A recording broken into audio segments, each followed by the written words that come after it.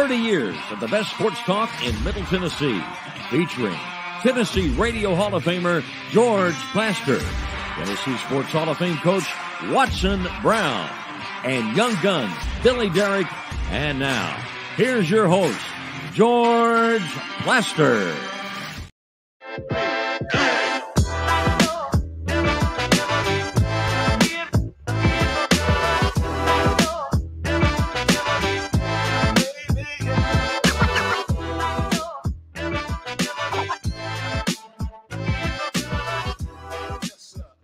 Hello again, everybody. Welcome into our makeshift studio for a couple of weeks.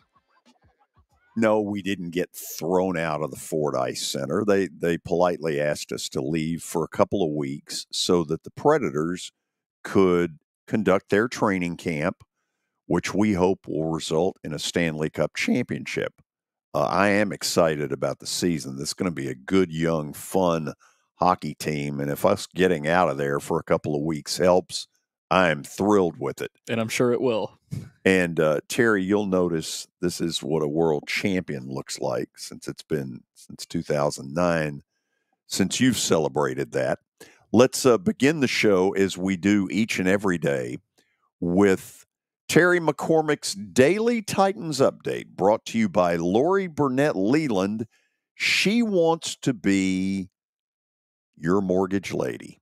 And through the folks at USA Mortgage, that is absolutely possible. Let's say hello to Terry McCormick from Main Street Media. I see him wanting to giggle a little bit. Show him the wide shot again, Billy. Yeah, that right there. That's what you're trying to get, but have gone into a bit of, shall we say, a drought. George, when championships happen infrequently, like with your franchise, you have to celebrate it anytime you can. That's a good line. That was a good line. I like that. Tell me what's going on in the Titan community. Well, back on the practice field, getting ready for the Cleveland Browns on Sunday up in the Dog Pound up there in Cleveland.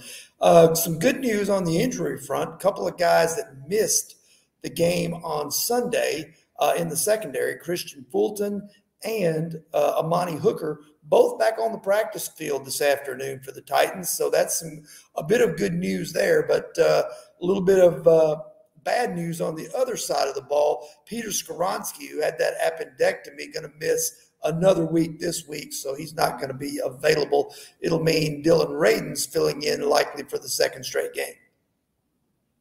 Terry, do they believe this is a one more week deal with Skoronski? Not sure. I figured it would be at least 2 games, maybe a third. But I think in terms of that, he's a young guy. He's, a healthy guy.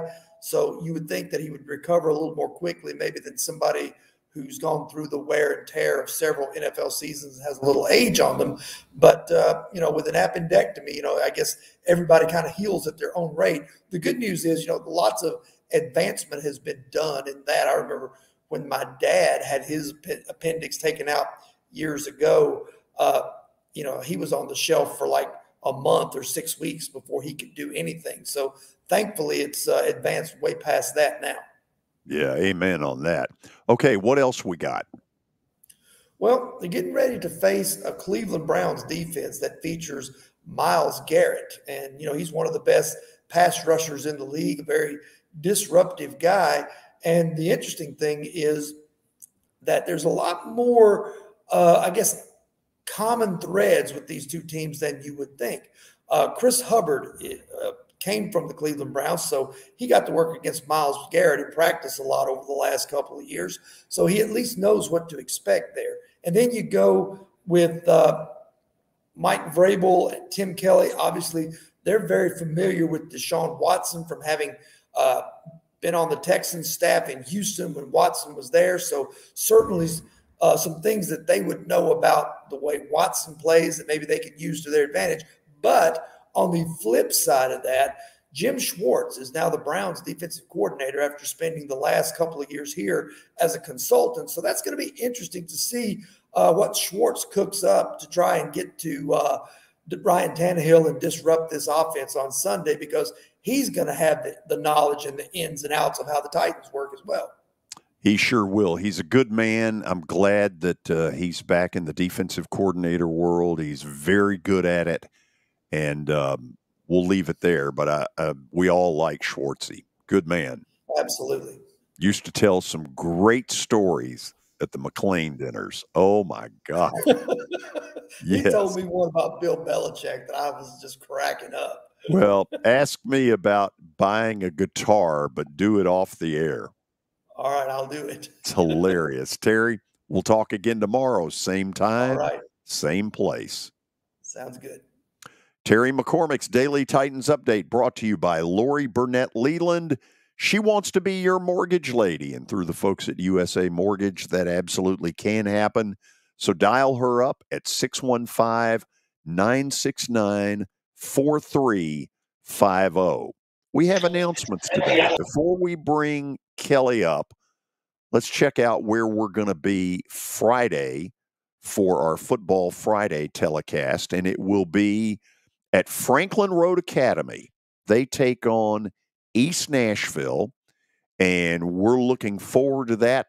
A lot of you have been watching those shows. We're having a good time with it and thrilled to be able to publicize high school football in our area.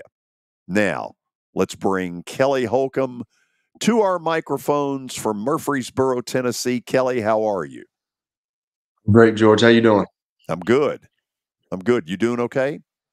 I'm great, man. I'm great. Just listening to the little banner you and Terry's got between the Yankees and the Braves. I like it. Oh, yeah.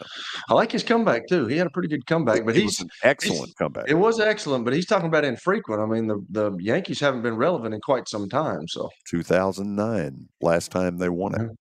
Yeah. So you'll be with us today for an hour, and then you'll take off, and the reason is an excused absence from the director. And thank you. At least I called. I didn't just tell you. I just said I need a favor. And got some things going on with my house, and I've got to get off. But I didn't tell you like somebody else that we know very prevalent right now that just tells you, hey, I'm leaving. I'm going tomorrow.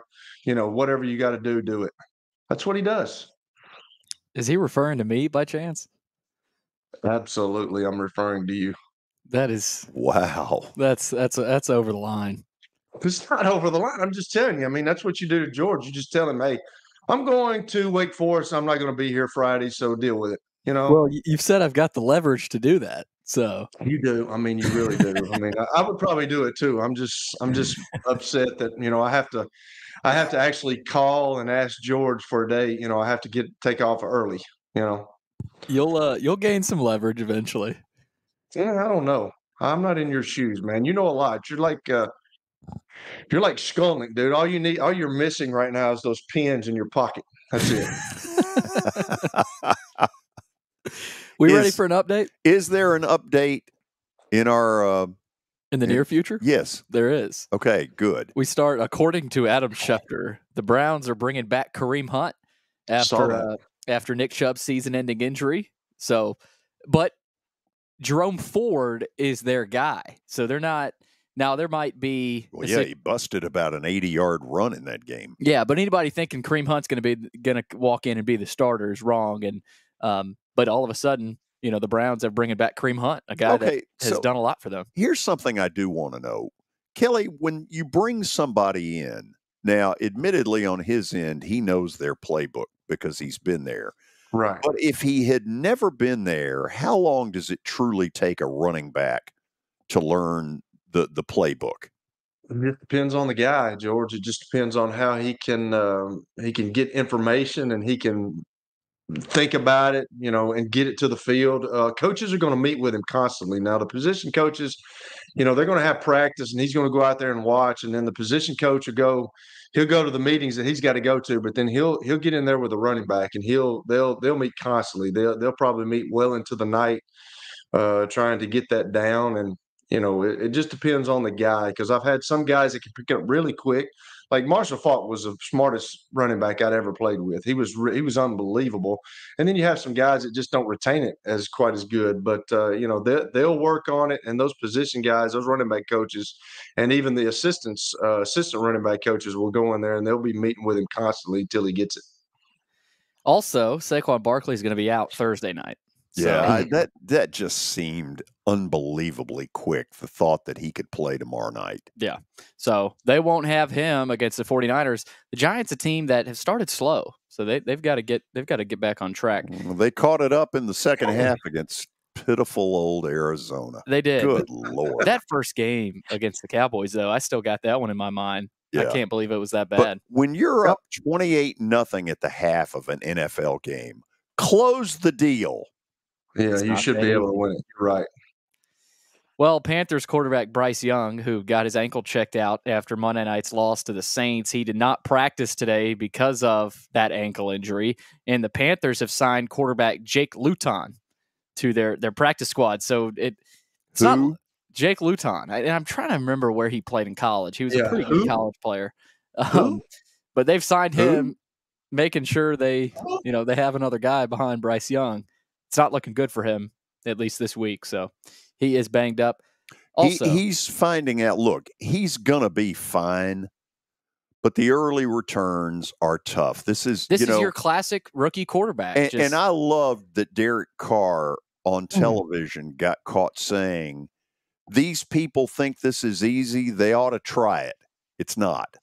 It's not. Just winning a game is not easy, y'all. It's unbelievable. Like all the preparation and the work you got to go through during the week just to win a game, and you can have something silly happening on game. It's just, he's finding out though. Of course, he didn't have a lot of blocking at Alabama, but he's finding out just how quick these defensive linemen are. I'm hearing Jake Luton was selected in the 6th round of the 2020 draft by Jacksonville. Still trying to find. Did he matriculate? Looks like Idaho and Oregon State. Oregon State. Okay, great. I remember that now. Good for him.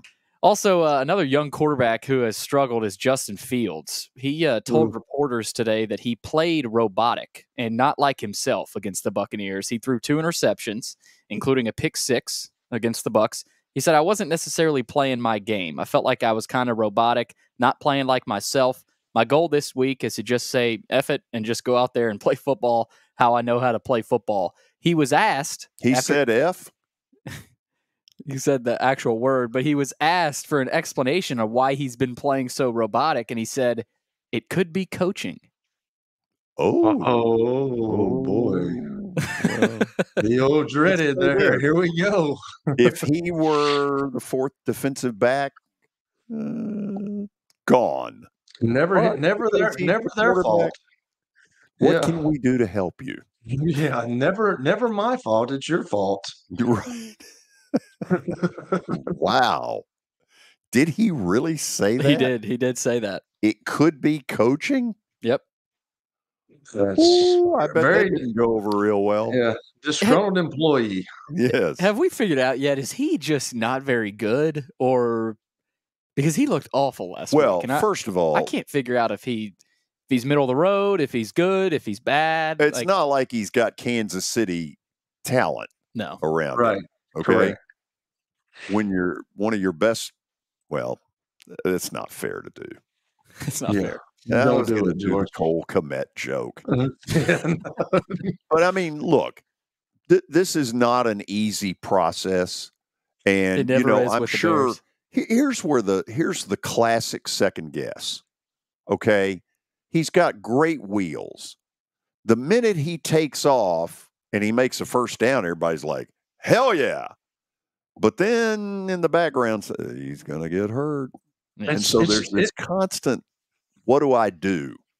It's just crazy, y'all, because last year at the end of the year, they were talking about how much he's improved and how now he's our franchise quarterback. And then we're 2 games into it and they're talking about how bad he is. So it's funny how public opinion and everything just shift by the wind. It's just amazing to me. That's why you can't listen to it if you're in that position. What have you done in the last 72 hours? Correct. That's what it is. All right, let's go baseball. We got Danny Evans coming on later. I'm sure we'll get into this. Oh, Angels. we're going to get into a bunch of stuff. Let me say this. If you're interested in what's going on involving Nashville and Major League Baseball expansion, you better be listening today at 3 because we're going to go knee deep. I'll make sure you get deep. I'll make sure you get the tape, Kelly. I know you'll be looking forward to hearing that hour. I know Danny's upset that I'm not going to be on. I'm sure about that. Well, the fact that you're not a baseball fan, baseball is boring to dull minds. Thank you. Well, what I was getting at, Angels pitcher Shohei Ohtani underwent surgery on his left elbow yesterday in Los Angeles. Dr. Neil Elatrache, he did not specify the type of procedure, but he said he expects Ohtani to be ready to hit on opening day next season, but not pitch again until 2025. Yeah, and I think it's the right decision. Yeah. So a whole nother season plus the rest of this season for him to not be able to pitch. You said left elbow. Is it his left elbow or is his right elbow? It's left. It said left in this article. So I swear it did. Don't swear. Why would he have surgery on his left elbow and then Well, he's a right-hander. He's a left-hand batter, but a right-handed pitcher. He underwent surgery on his left elbow. That's what I'm saying. Oh, wow. Okay. I thought it was initially I thought it was the right too, but I guess it's the left. Look, let's just move on. George does not want to get into that. Well, I don't know. I mean, I'm like, how the hell could that be? Well, that's all I got, George. Okay. It was not a bad update. I'd give it a I just want to go back. Why would it be 2050 till he pitches again? It's a left elbow. 2025. I mean, what are we doing? Oh, man. Grow up, Shohei. Seriously. Let me tell you what. Shohei is going to be able to buy and sell all of us. He's still going to be able to break the bank, George? Ooh, absolutely. You think so?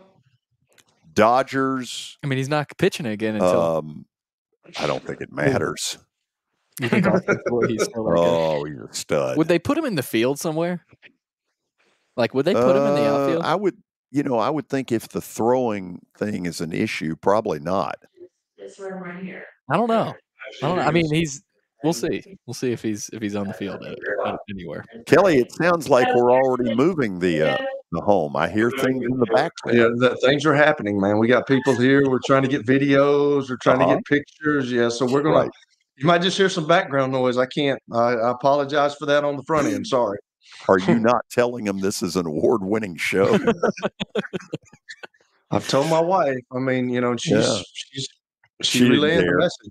No, she. Do they think this is just some gym shoe operation or what? Well, I kind of told him it was kind of like that. So, okay. After the break, our buddy Brad Logan is going to join us. He knows more about Ole Miss than dadgum near anybody.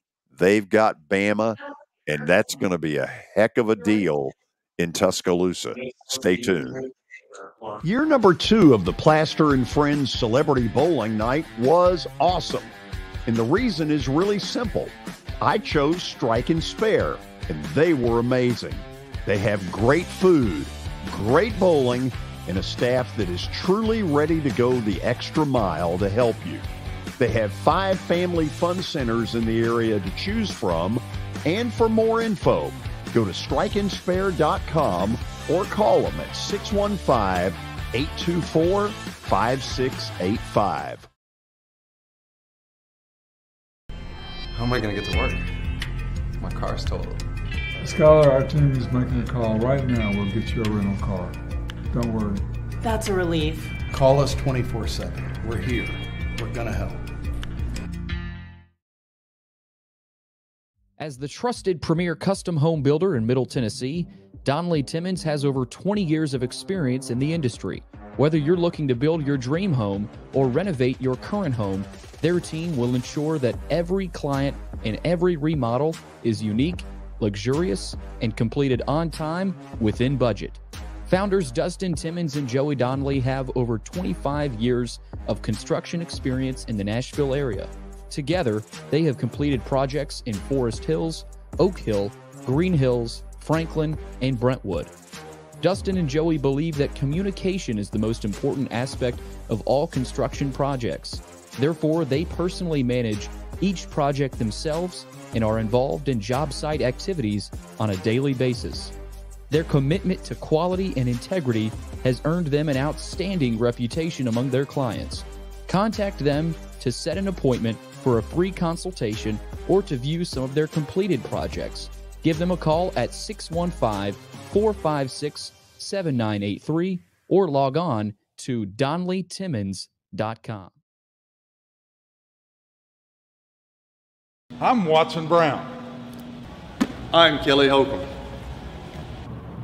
I'm Billy Derrick. We're the George Plaster Show. We've been Nashville's best sports talk for the last 30 years. And you know what? We still are. Catch us live weekdays from 2 to 4 p.m. Central Time in Nashville on YouTube, Twitter, and Facebook. Also, the podcast version is available on Spotify and Apple Podcasts.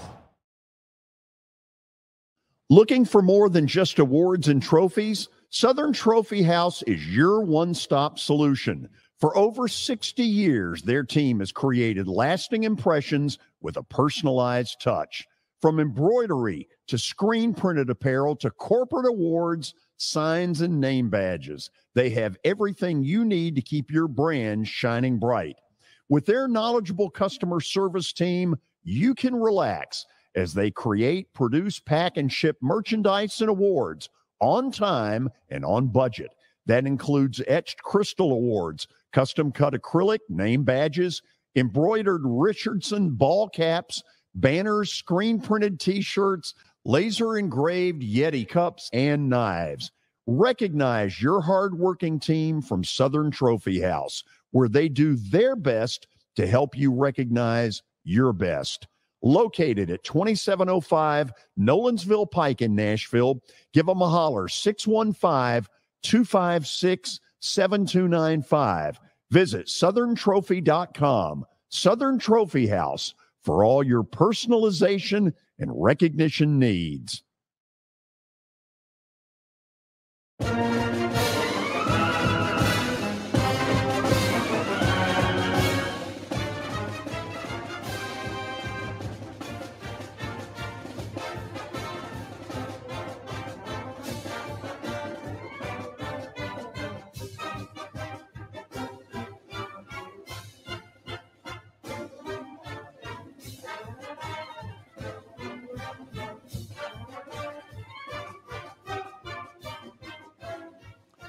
Okay, we are awaiting a visit from Brad Logan inside the Rebels on 24/7 Sports. Every once in a while, somebody forgets. That may have happened here. So, Kelly, while I'm in four-corner stall mode, let me ask this question. Earlier this week, Lane Kiffin came out, and I don't really know all of the particulars of how this transpired, but in his Monday deal, he apparently told the Ole Miss media that he didn't think Kevin Steele, the defensive coordinator at Alabama, was the one calling the plays. Now, I don't know what necessarily to make of that. Is it possible that what they saw on film was somebody else giving the signals kind of thing? And Saban came back and said that's absolutely not right. He's the defensive coordinator. He's got all the responsibilities. He's worked for Saban 2 or 3 times. Any thoughts on that? You think Lane's just trying to stir stuff up, get people upset? I don't know. Yeah, he's doing what Lane does. But he also said, I'm not trying to stir anything up, but you all are asking me a question, and I'm giving you the answer as I think we have it. Yeah. Well, I will say this. Sorry, Billy. I will say this. Just one quick thing. I will say this, that all coaches talk. And Lane Kiffin obviously coached there. He's obviously still got people in the building that he knows probably. And he said that. Yeah, I mean, that's so all these coaches talk, and the rumors, all that stuff is going on. And normally there's a lot of things. There's a lot of things that are said that that kind of get out sometimes that people don't mean to get out, but he's probably said that for a reason. Now, whether it's to upset or he actually knows, we'll just have to see. He was just answering a question. I mean, he's correct in saying that. He was answering somebody's question. So the way the media spun it, they make it seem like it's this big deal. But I don't really think he was trying. I mean, it's Lane Kiffin, so automatically you think he's trying to stir stuff up. I don't think that was really truly the intention. But that's what the media has spun it to be. Well, here's one of the things that you don't quite know what the real story is. At the end of Lane Kiffin's tenure at Alabama, it wasn't real pretty. And basically, it looked like Saban showed him the door at the very end. And I see that Brad is about ready. And so we're going to bring him up here. The smiling face is Brad Logan inside the Rebels on 24/7 Sports. How you doing? I'm doing well. The cell reception in North Mississippi is not what it needs to be, George. I apologize about the delay, but it's great to be on. Hey, it's great to have you on. So tell us, I was asking Kelly about this whole Kevin Steele isn't the one calling the plays. How did that whole thing start? I think it was more of a I don't know if it was just a hat tip to Coach Johnson than it was a dismissal to Coach Steele. Obviously, Coach Saban took it the latter. I think that's just Lane Kiffin being complimentary of Coach Johnson and how far, and being just I think complimentary how far he's come as a coach is honestly all I took from that, George. But obviously, Alabama and its fans took it a little bit different way, saying that Coach Steele was past his prime and that sort of thing. But I think it was just complimentary, just how much Lane Kiffin thinks of Coach Johnson. So obviously this is a big deal this weekend because Ole Miss has got a chance. Very seldom does an SEC team go into Tuscaloosa and end up only a 7-point dog. So I just want to go back, and I know it's hard to read Lane Kiffin at times, but from your dealings with him, does he really like Saban? Does he despise him? What do you think the answer is? I don't know. I do think, George, he respects him. And just this morning, or maybe earlier afternoon, he tweeted out about how much he appreciated the opportunity of Nick Saban giving him a chance when he was down. I don't think that is being tweeted out unless it comes from a good space. I think if you ask me, and since you did, I will say I think he respects him a ton, and I think he genuinely likes him. Now, we remember back when he was offensive coordinator, we remember how much he got on him, and we saw him berate him on the sideline. But we haven't seen Alabama's offense be as prolific as it was when Lane Kiffin was its offensive coordinator. I had a chance to visit with a couple of media this morning, and a lot of people aren't aware that Milroe, the quarterback, was in a bit of the doghouse last week. Is why he didn't play. And so I think that's the perfect type of quarterback to play against Ole Miss, one that's going to run the football and has had some problems throwing.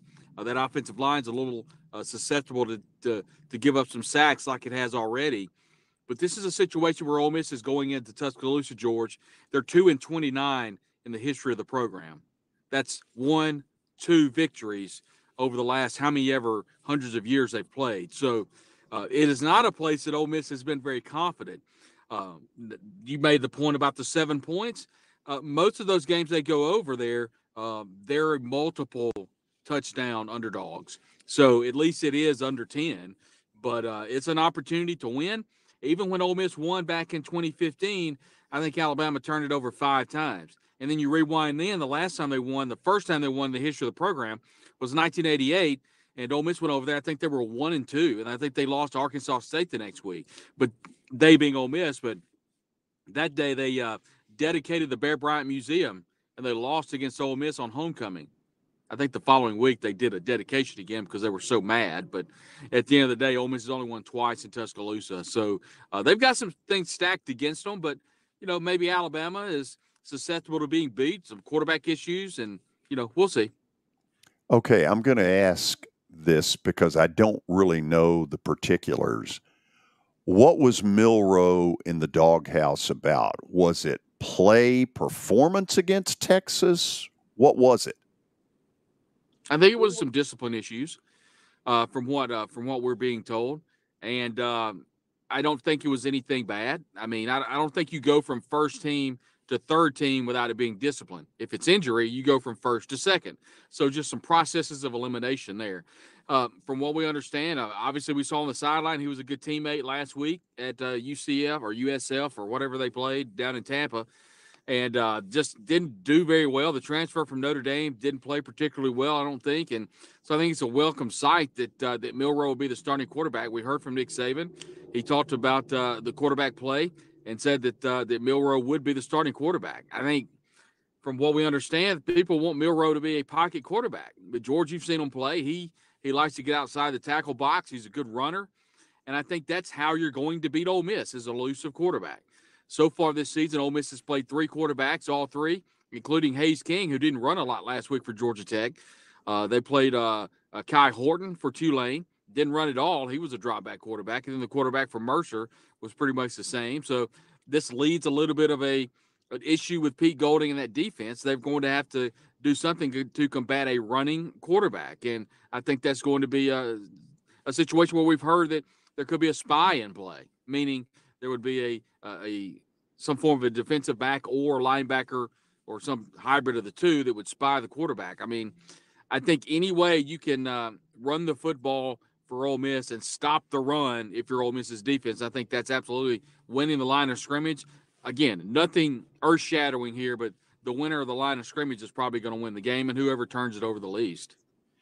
Brad, you're right about one thing. First of all, when you brought up that record of Ole Miss futility in Tuscaloosa, take a number. There are a bunch of schools that have that same problem.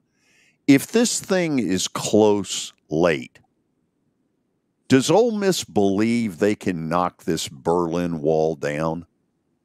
Yes, I think they do. I mean, George, just look last year. Ole Miss was down, I think, 4 in driving at the end of the game. Got down to I don't know, George, maybe the 10 or the 20.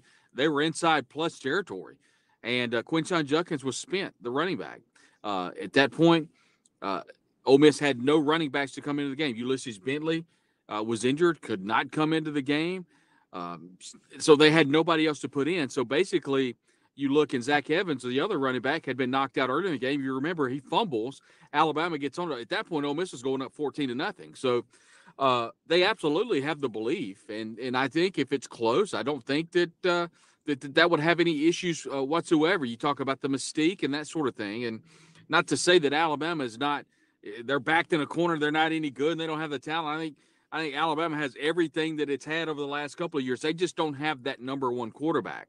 And I'm interested to see who's going to be the lion's share of the carries at running back, because we know Burton is a phenomenal receiver. Who's going to be that running back that steps up for them on Saturday? But at the end of the day, Ole Miss had Alabama in a position last year to win the game. They don't do that. They don't do it because they didn't have a running back to put in. I don't think any of the history or anything is going to hurt this team at all. And that goes for Nick Saban. That goes for Lane Kiffin as well as his head coach. Kelly, say hello to Brad Logan. Brad, how you doing? Uh-oh. We lost Brad. Uh-oh. There he is. There we are. He made a quick recovery. We got him back. Brad, let me ask you this. Jackson Dart, obviously he played last year, but, man, he has turned out to be a really good runner. Does Kiffin ever talk about that? I mean, because you better have a good backup, because I unfortunately I couldn't run. I didn't run. I threw the ball away when I had to run. You know, I never now and then had to do it, but like, he's become a really good runner, and it scares me for a quarterback that runs so much like that. But I think he had over 100 yards rushing last week, and like 260 something throwing the ball. So he's kind of Mr. Everything for those guys right now. He's the team MVP, Kelly, and you know. What we learned is that Quinshon Judkins, a starting running back, had a bit of a rib issue. So he wasn't able to go last week, but just a select few plays. They've got an issue at wide receiver. Trey Harris tweaked the knee, but Jordan Watkins has filled in nicely. They're hoping to get Zakarian Franklin back. The transfer out of UTSA has not played a down of football for Ole Miss. Neither has Caden Prescorn.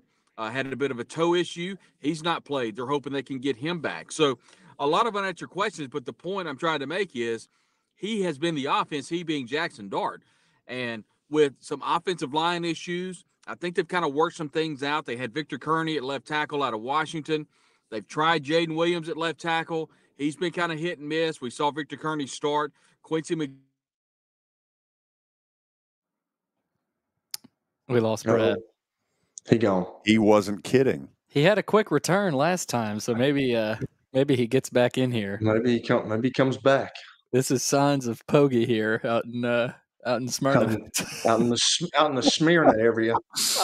Smyrna. Poggy, by the way, will not be with us tomorrow. He will be, he'll be at Busch Stadium in St. Louis really? watching his beloved Brewers against the Cardinals. Okay, I think Brad's back. You weren't kidding about cell reception, were you? It's sketchy, but to Kelly's point, I wanted to add that so far it's been the Jackson Dart show. He's had some issues with injury with Trey Harris. We've had some injury issues with Quinshon Judkins, the running back, had a rib issue. And so he's had to put the team on his back legitimately and taking them to victory a couple of weeks in a row now. So you talked about the backup. It's going to be Spencer Sanders out of Oklahoma State. We've seen him take some snaps, none of significance so far, but Jackson Dart has had to run the ball some. There's been some offensive line issues as well. Victor Kearney at left tackle has been kind of going back and forth with Jalen Williams. So I think he has won that battle. Quincy McGee, a transfer out of UAB, has had some pretty good minutes at left guard. So they've kind of got some things worked out. They don't want to run Dart, but he will run if he has to. Many remember Matt Corral. There's been some comps there between he and Matt Corral. Oddly enough, Jackson Dart a little bit heavier than Corral and hasn't had to run as much over the last couple of weeks because they've been able to put the ball in the air and they've done a nice job passing the football. But, yeah, they've called his number a couple times, Kelly. I guarantee you that Spencer Sanders is ready to go at the ready if there were something that were to happen to Dart. And this is kind of out in left field, but how's Matt Corral? I mean, I think the New England Patriots, did they not let him go and then nobody could? They did. You know, my wife was asking me about has something happened to him? I was. Yeah. You got an update on that? I do. He has mental health issues. Those Okay. have been documented. He's documented those. He was let go by the Patriots, and just last night we learned through the waiver wire he had been picked back up for the practice squad. So he is a part of the Patriots roster and one of their practice squad players. Gotcha. That's good to hear. My wife was saying something about that the other day. So when you brought that up, it just popped in my mind. So I was reading an article. Lane Kiffin he didn't seem like he was a little disappointed. It seemed like he was a little disappointed in the defense. Has that waned, or has he gotten better with that, or is he looking for a better outlook this week from the defense? Yeah, well, I think a lot of the issues have been the first half defense. Ole Miss has outscored its opponents 49-7 in the third quarter alone. And the second half of all the games that they've played, they've been lights out. I think you could look at it. The bad news is you've really struggled in the first half. The good news is you've made some really good halftime adjustments, and Ole Miss has really locked down its three opponents the last 3 games. Mercer scores the first play from scrimmage, doesn't score again. Tulane outscored 30-3 in the second half, and then of course Georgia Tech last week they scored some garbage touchdowns, but the game was essentially over. So Ole Miss has really played well in the second half. But you're right, there have absolutely been some question marks in the first half.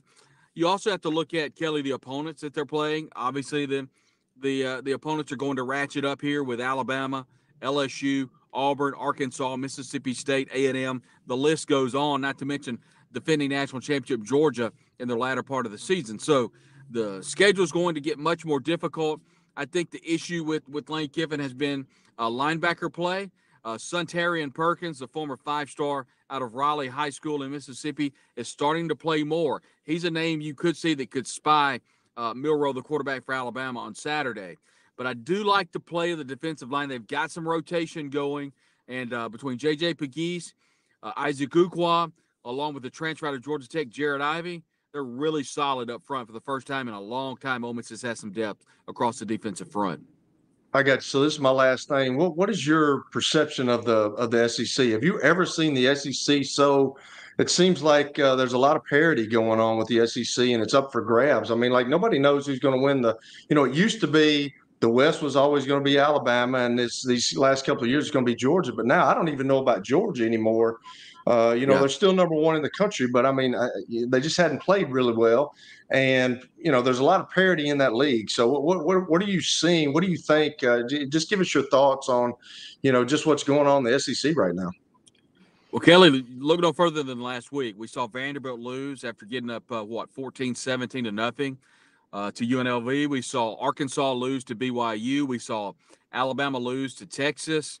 I guess the list goes on. And it's unfortunate because the SEC needs to win the outside conference games. And so I think, number one, there's much more parity because what we're seeing, Kelly, is the transfer portal has completely changed the game.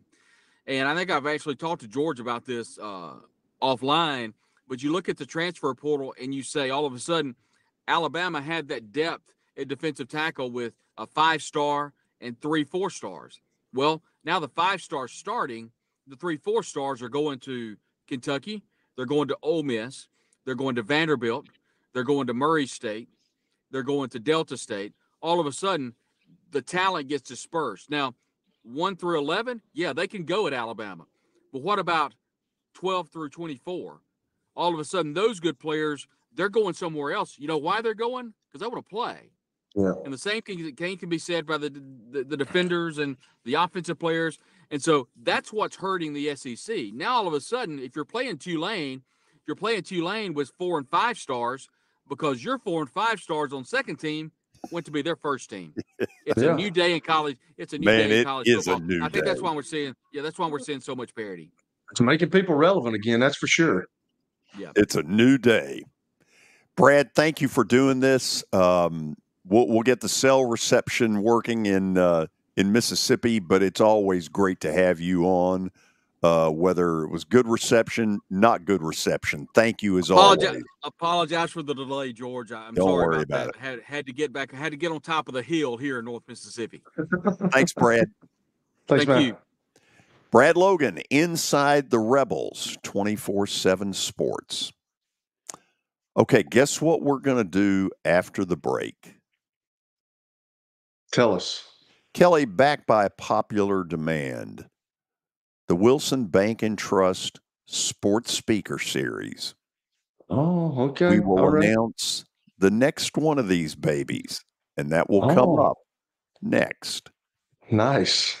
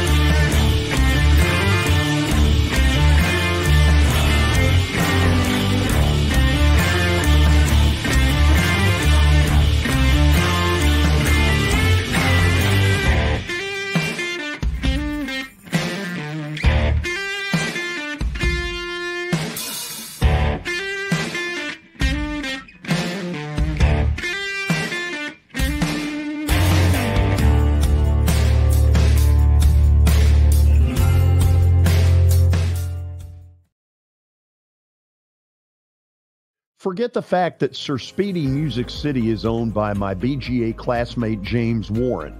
Their work stands on its own merit. James and his staff do incredible work, as evidenced by the huge banners at the Plaster and Friends Celebrity Bowling Night. If you're looking for quality to help your marketing and business communications, and you want it at a reasonable price, these are your folks. Call them at 615-832-9511 or go to print at sirspeedymusiccity.com. And be sure to tell them Plaz sent you. Family owned and operated for more than 2 decades, Alaco Fine Wood Floors is Nashville and Middle Tennessee's choice for premium quality hardwood floors. Since 1995, Jimmy Alaco and his army of employees have embodied the approach of taking pride in one's craft and providing superior customer service, growing from a one-man shop to a team of 23 professionals who share the founder's passion for quality craftsmanship and customer satisfaction. If you are interested in contacting them, you can find their headquarters at 2505 Winford Avenue in Berry Hill, or give them a call at 615-356-0303. Again, that's 615-356-0303, or log on to alacofinewoodfloors.com. Alaco Fine Wood Floors, serving Middle Tennessee's hardwood flooring needs since 1995. You can't see the sights without the sounds.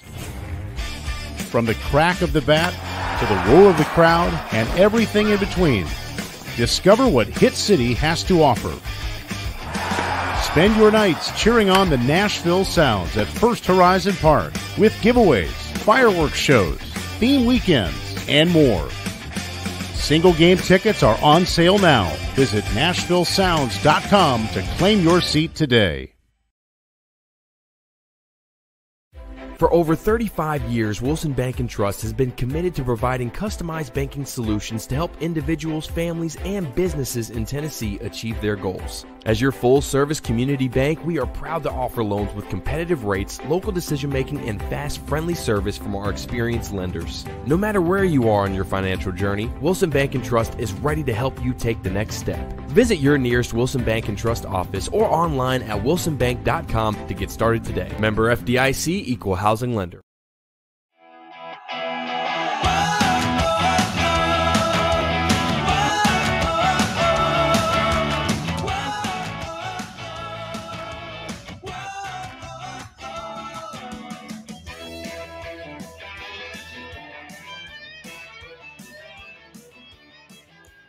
We are back, and there it is.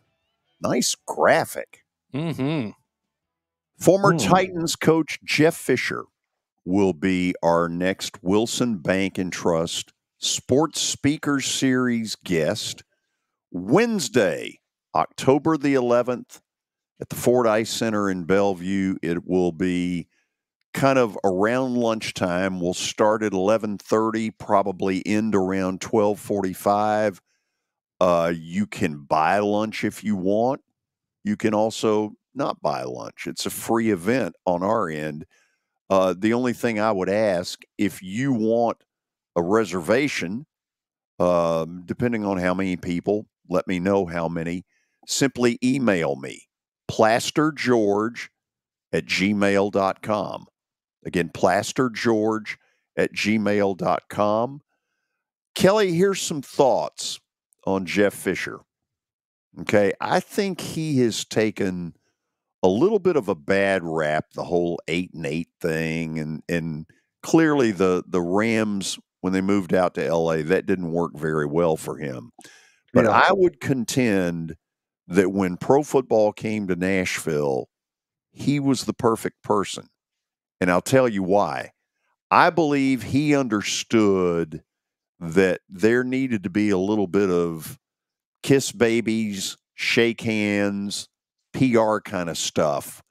He was very good at it, but obviously was an absentee owner living in Houston.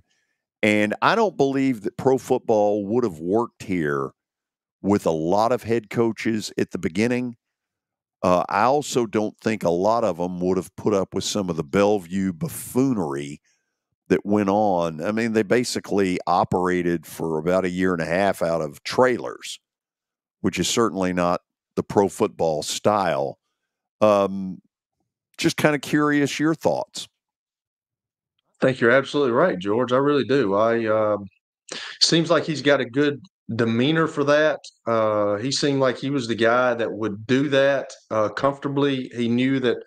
I mean, there's nothing in life that's perfect, George. You know that. And when you're coming to a new city, and then you have to start out in Memphis playing first, and then you go to Vanderbilt. I can remember watching film of the Titans when we were going to play them, and they were playing in Vanderbilt, or when they were at the Liberty Bowl in Memphis. Yeah. So there's not many guys that can do that. That's obviously why he went out to LA too. I mean, he had already been through that, so they were changing those guys. I think you're right. I think he's got a good disposition for that. I think he's kind of a carefree guy. He understands the game. I think he's a player's coach. I think obviously that's who they needed at the time, and he got those guys to a Super Bowl. I mean, they were literally 1 yard short of winning a Super Bowl with Jeff Fisher, and if he wins a Super Bowl, nobody's even talking about that. So it's just amazing how perception is. We just talked about that in the last segment about, one guy can be on top of the world, just like Justin Fields was the end of the year last year, and now he can't play. I mean, it's just amazing how perception goes. And if Jeff Fisher wins that football game, we're talking about him in a different light. I don't understand it, but I like him. I've met him. We've talked to him on the show, but I've met him a couple times. And I met him with Coach Heimerdinger's and Hassard and, what happened with that. But seems like a really good guy. Seems like a guy that you would want to play for if you're an NFL player. One of the things, there'll always be a soft spot in my heart because a lot of the money we raised about $2.1 million for the Charles Davis Foundation over a 2-decade period. And some of the money came from your all's generosity in the telethon world. A lot of the money came from the old John McClain dinners. And John and I asked Jeff to basically each year do one of the dinners that we would do. And it was always the week before training camp started. And I used to always say there were a lot of coaches, number one, who would have just said, listen, go jump off a flagpole. Yeah. I'm not doing that. Some of them would have said, yes, I'll do it, kicking and screaming. Jeff did it in a way that it sure looked like he really enjoyed it. He would bring Steve Watterson with him, and Steve Watterson is hilarious. Absolutely one of the real stars of those McClain dinners. And I've always appreciated the fact that Jeff not only was willing, but he sure put on a good face that he enjoyed it. And I don't think there are any other NFL coaches who would have gone that far. Well, that's what you have to do as a coach. I mean, even if in the NFL, you don't have to do it as much, but you got to go out and shake hands and kiss babies, and that's what makes people love you in the community. That's how you get involved in the community, and I think from what I know about him, he's done a really good job of that. And I hope, I think it would have been a cool guy to play for because obviously he was with Buddy Ryan and those guys. He was associated with the 1985 Chicago Bears, and they still talk about that as the greatest defense ever. But he's been there, he's done it, and he seems like a good, down to earth human being, and that's you can get to that level, and you can be so egotistical, and I just like it when guys are like that, like you're talking about. He has no bones about him. He's just a down to earth, talk to anybody type of dude, and I think that's the kind of guy he is. Well, there wasn't a better coach to build the foundation of the Titans franchise than Jeff Fisher. I mean, I truly don't think any other coach could have done that. He knew what he had to do, in the community to create the Titans. I mean, the Titans are not the Titans without Jeff Fisher. Those McClain dinners, every other event that he did within the community, you have to do that, right? And he had to do that at that time. So I think that's what I think of when I think of Jeff Fisher, not just on the field coaching, almost getting them to a Super Bowl, but, really doing everything it takes outside of the locker room in the facility. His mentorship of Eddie George, I think everybody recognizes when Eddie decided to be the head coach at Tennessee State, he didn't have any head coaching experience, and Jeff has stepped in and done an awful lot to help Eddie. Mm-hmm. He's proud of Eddie. He's tried to do everything. This has been, whether it's father, son, big brother, little brother, all of you would be really proud of how Jeff has treated a former player and how much he wants him to succeed. It's pretty cool. And that says a lot about him too, George. I mean, There's not many guys, we just talked about not many guys could have handled that job, but there's not many guys that would do that. I mean, that just shows the kind of person he is. Yeah. So I'm very excited. Let's put the graphic up there one more time. You'll obviously have about 3 weeks to do some planning. But if you know you want to come, Wednesday, October the 11th at the Fordyce Center in Bellevue, if you want to go ahead and reserve seats, it's simple. Just email me, plastergeorge@gmail.com. Again, plastergeorge@gmail.com. This is going to be a fun deal. And those of you who enjoyed Titans football when he was the head coach, I think you're really going to enjoy this program. Okay, Kelly, I know you got to run. Go get a house sold, and we'll talk to you tomorrow. Appreciate it, George. See y'all.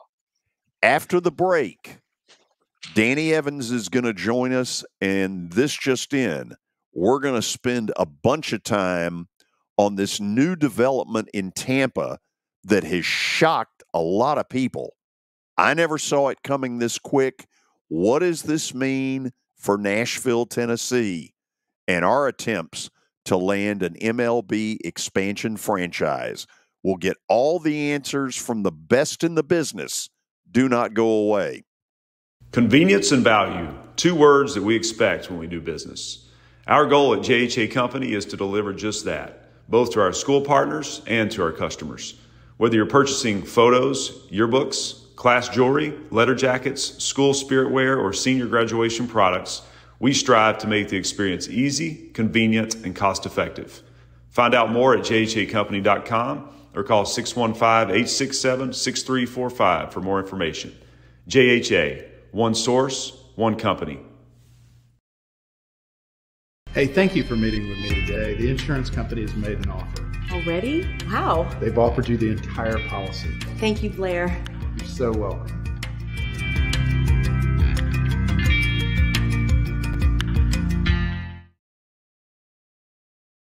Star Physical Therapy was established in 1997 with one great mission: to serve. If you're hurting, don't wait to receive physical therapy. You don't need a referral to see their physical therapist, and early morning and evening appointments are available. Make the call to 615-673-1420 and get rid of that pain. Star Physical Therapy, the official health provider of Football Friday.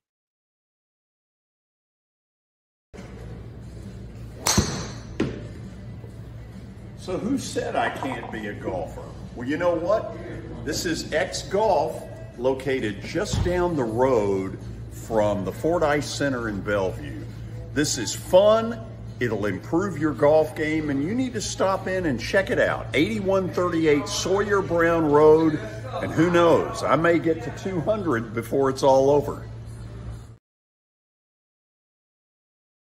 Here's my buddy Sam Moran to tell you about a basketball event that's coming just around the corner that you need to attend. Thank you, George. Stars Basketball Club will be having our nightly fundraising dinner on Tuesday, October 3rd at Brentwood Baptist Church. That's at 7777 Concord Road in Brentwood, Tennessee. We look forward to hosting Coach Jimmy Dykes with ESPN and SEC Network basketball college analysts, as well as Miss Betty Wiseman from Belmont University with other college coaches in attendance. You can go and find out more at starsbasketballclub.com. And we look forward to seeing you Tuesday, October 3rd at 5:30 in Brentwood, Tennessee. Order your tickets. I'll be there, and I hope you will be as well. All right, I'm here with my buddy Chip Ward from Lincoln Home Loans. And Chip, it's football season, and it's also, it feels like it's moving season every time of the year, especially here in Nashville. Tell us about your business, Chip, and kind of introduce people to who you are and what you do here in the Nashville area. Well, you're exactly right, Billy. It is definitely moving season, as it is most times, especially right here after Labor Day. Kids are back in school, and people are starting to think they want to get settled in before the holidays. And so what we are doing is right now we are getting a lot of people pre-approved for home loans. Inventory has ticked up a little bit. You know, it has been down, but it's rebounding a little bit. And right now is a good time to buy. Chip, real quick before I let you go, tell people how they can reach you. And if someone is interested in your business, how would they reach out to you? Well, sure. At Lincoln Home Loans, you can reach me at 615-500-7579. My URL for my application page is chipward.net, and my email address is simply chip@chipward.net. And so I'd love to hear from anybody. I can answer any questions about the whole home buying and financing process.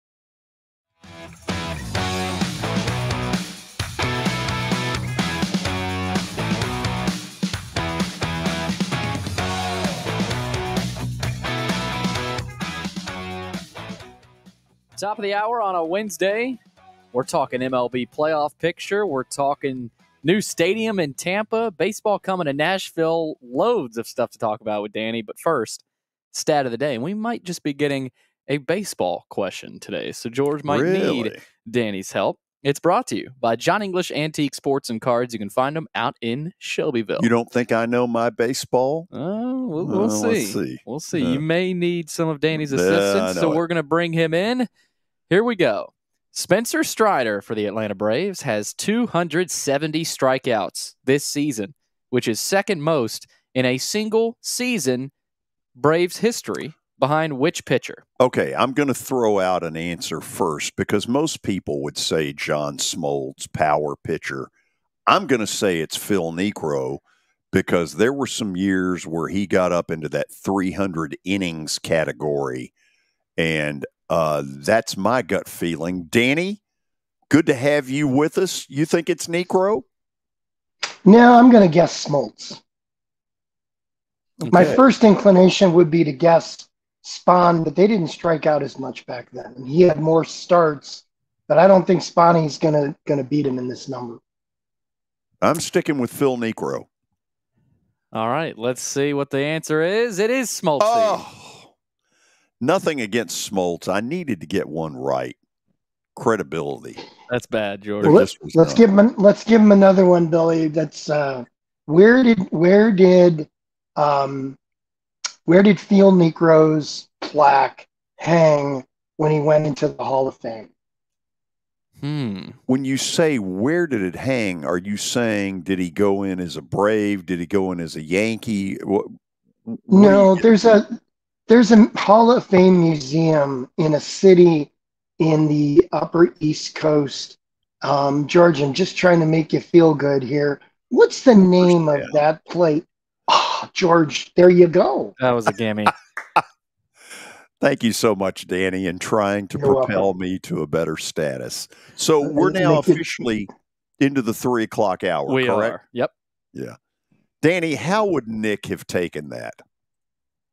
I don't know, but it's funny. I had a friend who just refused to call John Schmaltz anything but John Schmaltz. Schmaltz. And I introduced him to John one day, and I said, John, this is one of your biggest fans. And John goes, nice to meet you. How you doing? And Jack goes, Mr. Schmaltz, this is an amazing experience to meet Schmaltz. You. And I burst into laughter. I thought, oh my God, this is too good to be true.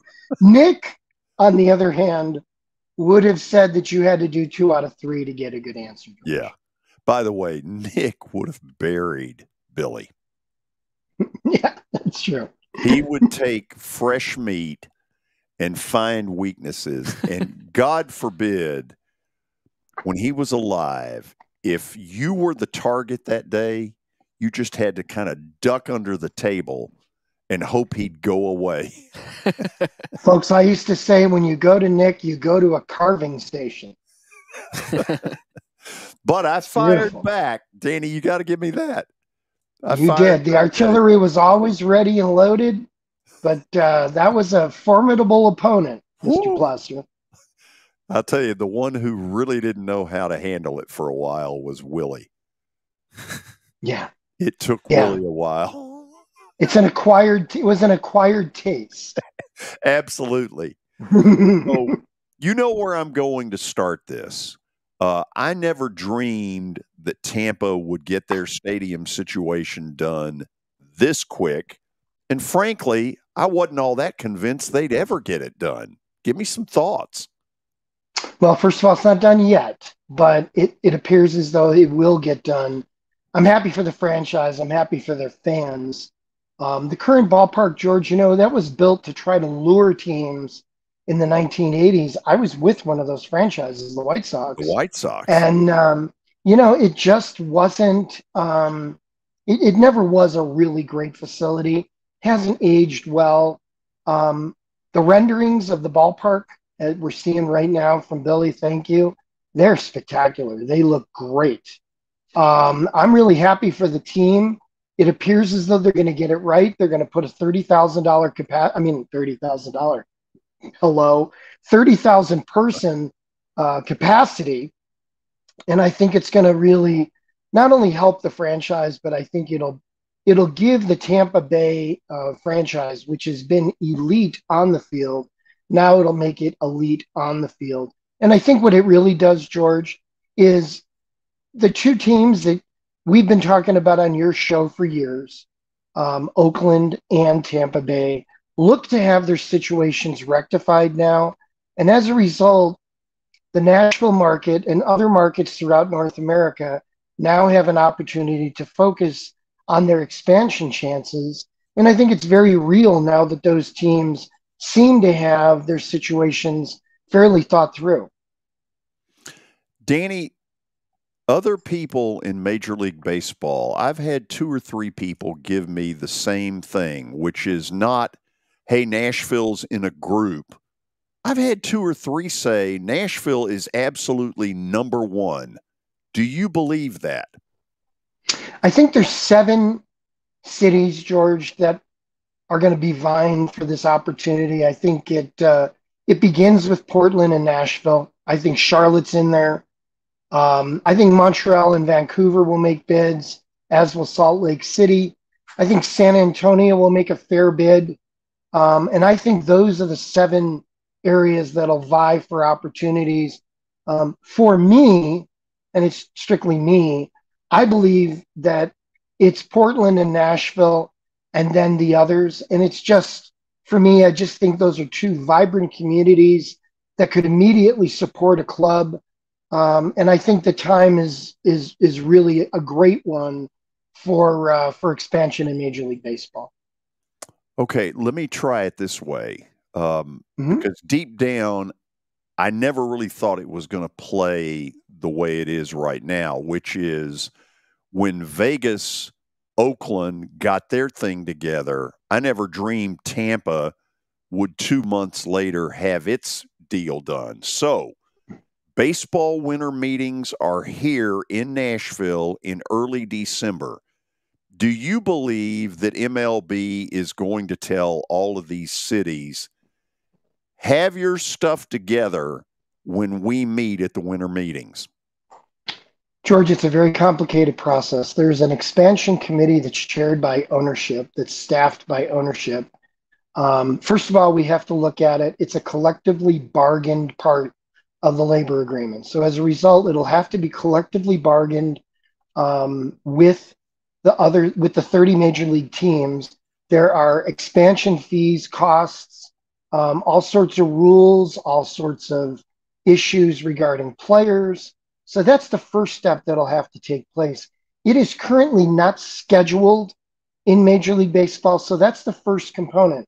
Secondly, George, behind the scenes, each of those 7 cities that I've talked about, and then probably more, have issues and conversations behind the curtain with people from Major League Baseball about their chances, about their city's pitch for a Major League Baseball situation. Those ownership committees recognize that it's an exclusive club. There's a lot of money involved, but there's also a lot of television money that has to be carved up 2 or 4 more ways. And as a result, the teams are going to want what's right for themselves at the same time. There's geographic rights, there's areas and territories. So I think what we have here is a number of instances where people are already interacting, whether or not the Nashville winter meetings in December or the first weekend will be the place. I don't know, but I know one thing. Those conversations have been going on for an extended period. I don't know if it would be fair for the other teams if Nashville was the site of those meetings. Those meetings are virtuals, they're conference calls. There's a lot of discussion items. I've been through expansion a few times in my career, and it's an elongated, very much prolonged and negotiated period. So, George, candidly, this is not going to happen quickly, but this is not the beginning of the process. I'm sure each of these viable candidates have had extensive conversations with people within Major League Baseball about their opportunities that are upcoming. Danny, to my knowledge, there has been nobody locally that has stepped up to say, I want to do this. Now, there is the rumor of Bill Haslam, our former governor, who also is about to become majority owner of the NHL Nashville Predators. I would assume pretty quickly that either he will squelch those rumors or perhaps fuel them, because he's certainly going to be asked. When you brought up expansion fees, kind of give people a ballpark of what you're talking about. Well, they're huge, George, but there hasn't been expansion in an extended period. So we'd just be speculating, but it's going to have a B in it. It's going to be a billion. It's going to be huge. I mean, teams, currently are averaging $1.5 to $3 million in value. And if you think about it, it has to be cut up 31 ways, the 30 teams and the central office. And I mean, the Players Association is going to negotiate because it's going to mean a lot of jobs. There's immediately 26 more jobs per team. There's all sorts of opportunities. There's minor league opportunities. This is a really exciting thing. I mean, very candidly, George, it's my dream someday to be part of an expansion team. I would love it because you're starting from scratch. You get to create your own problems, your own destiny, your own branding. But I think what we have here is a value that we don't know. We haven't seen since, I believe, 1997 when Arizona came in to the game. So I think it's going to be a very interesting challenge. I think for the clubs that are looking at it, trying to get in, you've got to be capitalized, George, because you've got a lot of initial costs without revenue. You've got to go out and scout. You've got to have a stadium. You've got to have a brand.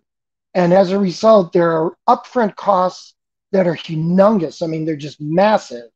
And I think you're going to have a very capitalized guy. Now, I will say this. I think it's very hard in today's world to have one person be that person.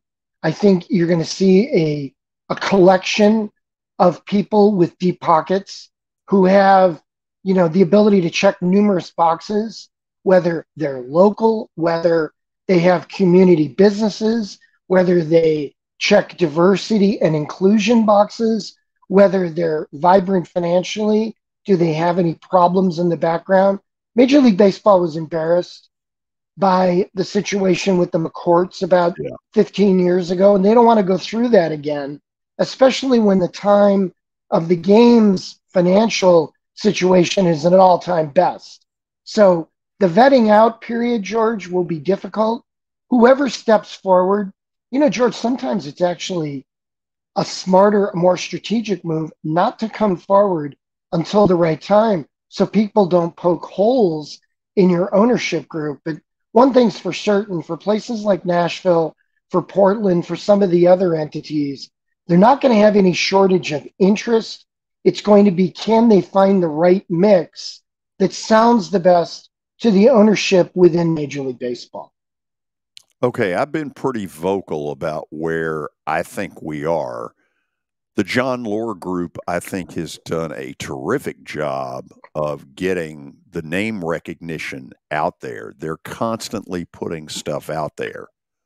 Do I think they have an owner? Absolutely not. Mm-hmm. I hear that Dave Stewart is the lead gun these days trying to find that owner. I'll admit I don't have a ton of confidence there. So I'm going to ask this question, Danny. Does Major League Baseball want Nashville enough that they would say to the city, we'll find the owner for you? You know, George, that's been done. But also, you know, the vibrant markets like Nashville don't have any shortage of interest. It's a matter of getting some local ownership right, that have skin in the game and that have, you know, for everyone who's in, you know, the Nashville area, you don't want somebody coming in from the outside who has no ties to the area, because then you're tone deaf about the area.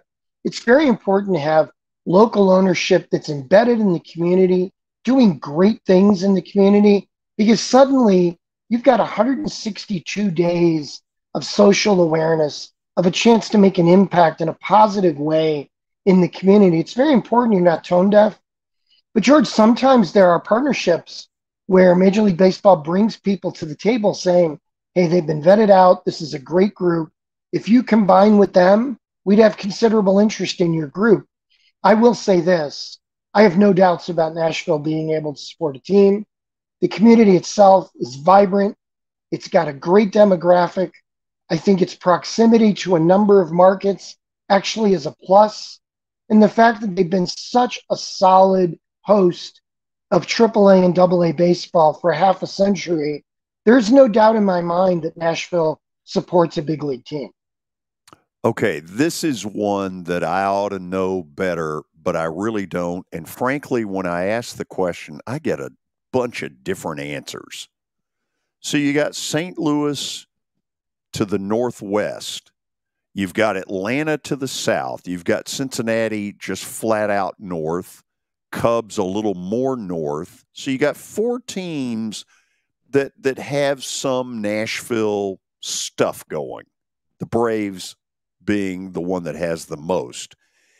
Is there a territorial rights problem where those franchises are going to say, no, because we do too much business out of that community, you'd be hurting us? George, great question. Every team has its own territorial rights as part of their franchise charter. I don't have access to those. They may creep in, but I don't think so. I've never heard it surface before. I heard it surface when the Vancouver option, or at least alternative, was out there because of the Mariners. It's a decidedly important part of the negotiation, but also, George, everything's negotiable. So if somebody does have a territorial rights situation or conflict, that can be negotiated with the team. Just as, for instance, when the Nationals moved from Montreal and they went from Montreal to DC, the Orioles were directly impacted. And there were some issues there that went in. When Oakland came to San Francisco in the mid-'60s, there was a plug-in there. So that's always a negotiated part of the deal. And again, that's one of the reasons why the ownership committee is such a critical component in this decision-making process, because the 30 owners need to sign off before there's any vote on expansion. I'm going to ask one or two more. By the way, Kelly's not here today, so you're going to deal with Billy a little bit at some point. Billy, you're listening to the whole expansion thing in a minute. If you've got something on that front, got it. I'll get you in here in a minute. Okay, you've made very clear something that, look, there's not going to be some grand parade at the winter meeting saying, hey, it's Nashville. How long is this going to take? I don't know, but it's already occurring. It's been going on, George. If you are one of the prospective cities, you have been connecting and pitching and promoting your city's situation as well as you possibly can for an extended period. I remember at the winter meetings years ago, Jerry Reinsdorf brought me to a meeting of the potential expansion candidates, and they had their ballpark, their finances, their demographics. It was fascinating. I think you'll see that in Nashville, but you would see that wherever the winter meetings is. It will not be something that the teams will be out there a whole lot, because you also don't want to aggravate the people on the ownership committee. They're the people, that you need to pitch. Rob Manfred, the baseball commissioner, and his staff are the ones you need to pitch. But I think what we have here, George, is a situation where for the first time in an extended period, it's pretty clear that the two teams that were really in trouble appear to have solutions to their problem. And as I've said on this show numerous times, George, until Oakland and Tampa Bay were figured out, expansion was never going to get on the front burner. It wasn't in the best interest of the game. But now the game is vibrant. The two franchises appear to have solutions. Now you can start turning the focus to the next round of expansion as to whether it's 2 or 4 clubs. The timing, I'm not sure. But I know one thing, it's a lot clearer and a lot less murky, and you don't have the what-if situation. Will they move? I mean, you and I have talked about this. Will the team have to move into the Nashville or the Portland market? It appears now a best-case scenario for cities, and that is you get to start fresh, and you get to start with your own team, which is an unbelievably positive situation for any ownership group. Okay, here's another one. I'm trying to think through all the stuff I ought to be asking. And so this segment's going to run a little longer than normal. So I've almost forgotten what it was I was going to ask. This is a senior moment that happens as a junior. So, Danny, when all of this goes down, I have lost, Billy, if you got something, I have lost a train of thought on a damn good question that apparently wasn't good enough to remember. Oh, no worries. Well, Danny, in terms of Nashville, is there any comparison? Obviously, you've witnessed expansion in Major League Baseball. When you look back at some of these expansion teams, would Nashville be totally different than a lot of the other ones, or was there a franchise maybe that you remember when they were expanding and kind of building? I know Nashville's probably 10 years away at the quickest, probably. So it's not. I don't think it's going to happen anytime soon. But is there any comparison to maybe a city like a Nashville getting a major league team? By the way, I've remembered the question, and it is a good one, so I'm going to pop it in a minute. Yeah, and Billy, I think it'll be sooner than a decade. I think it'll happen in the next. I don't know. They'll probably assign teams 3 to 5 years from now.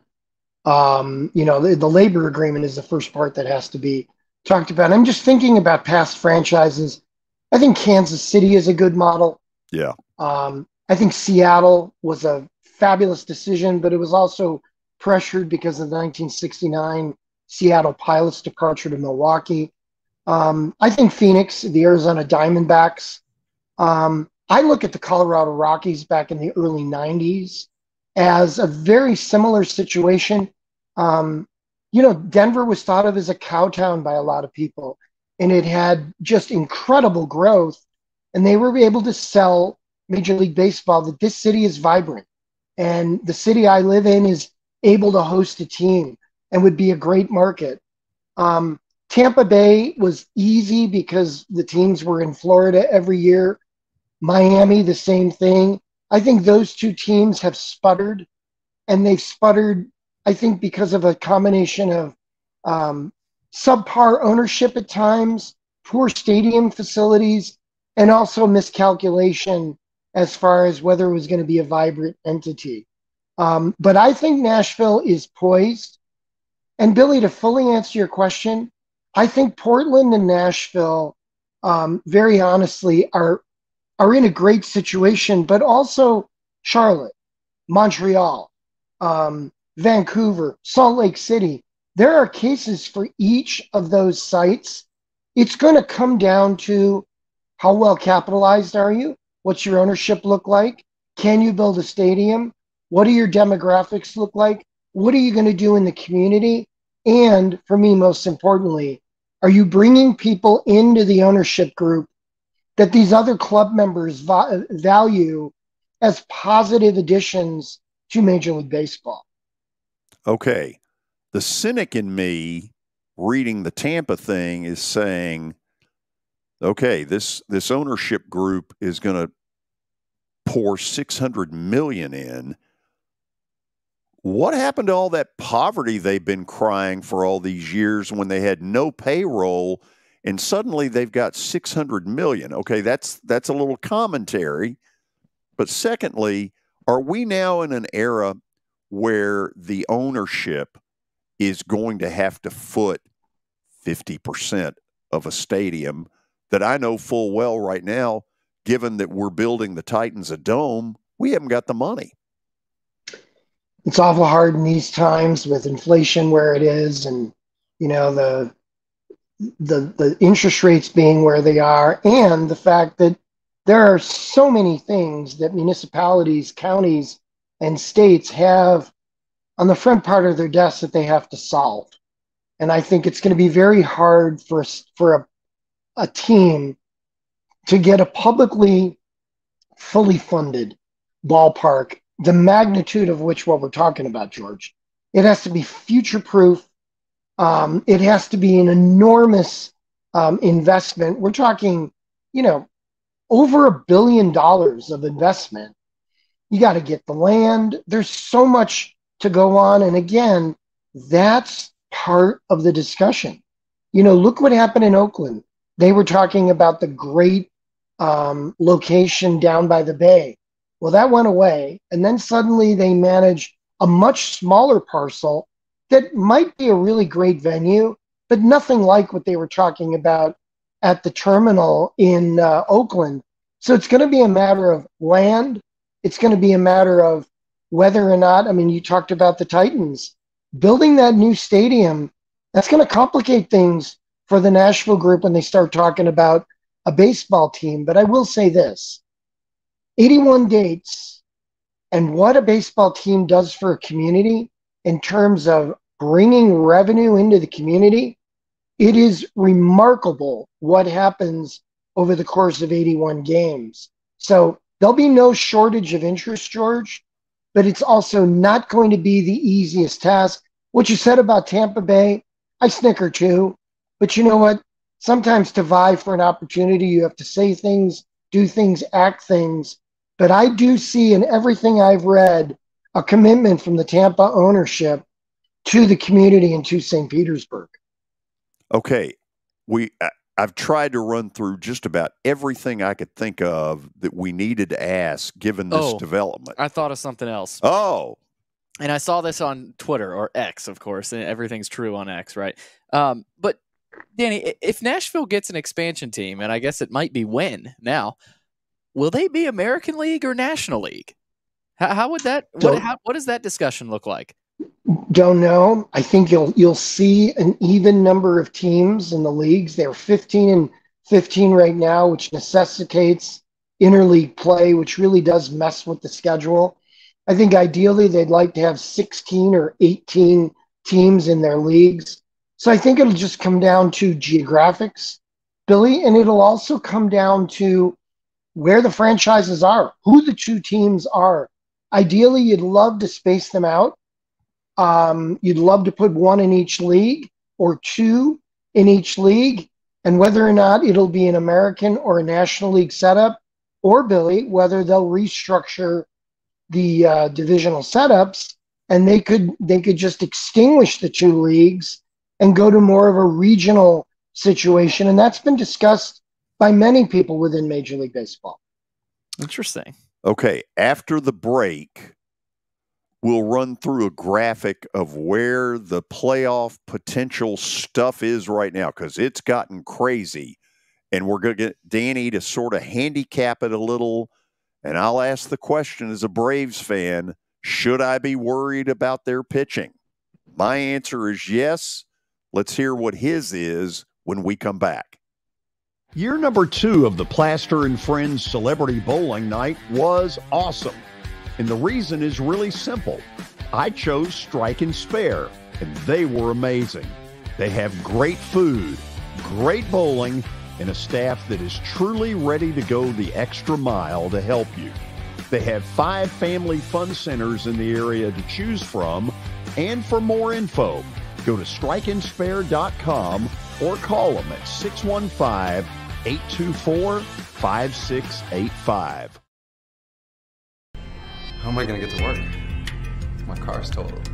Skylar, our team is making a call right now. We'll get you a rental car. Don't worry. That's a relief. Call us 24/7. We're here. We're going to help. As the trusted premier custom home builder in Middle Tennessee, Donnelly Timmons has over 20 years of experience in the industry. Whether you're looking to build your dream home or renovate your current home, their team will ensure that every client and every remodel is unique, luxurious, and completed on time within budget. Founders Dustin Timmons and Joey Donnelly have over 25 years of construction experience in the Nashville area. Together, they have completed projects in Forest Hills, Oak Hill, Green Hills, Franklin, and Brentwood. Dustin and Joey believe that communication is the most important aspect of all construction projects. Therefore, they personally manage each project themselves and are involved in job site activities on a daily basis. Their commitment to quality and integrity has earned them an outstanding reputation among their clients. Contact them to set an appointment for a free consultation or to view some of their completed projects. Give them a call at 615-456-7983 or log on to DonnellyTimmons.com. The George Plaster Show is Nashville's best sports talk, 2 to 4 p.m. Monday through Friday on Twitter, Facebook, and YouTube. There's a podcast version available on Spotify and Apple Podcast.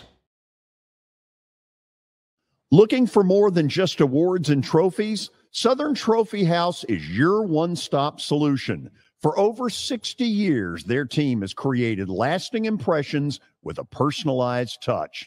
From embroidery to screen-printed apparel to corporate awards, signs, and name badges, they have everything you need to keep your brand shining bright.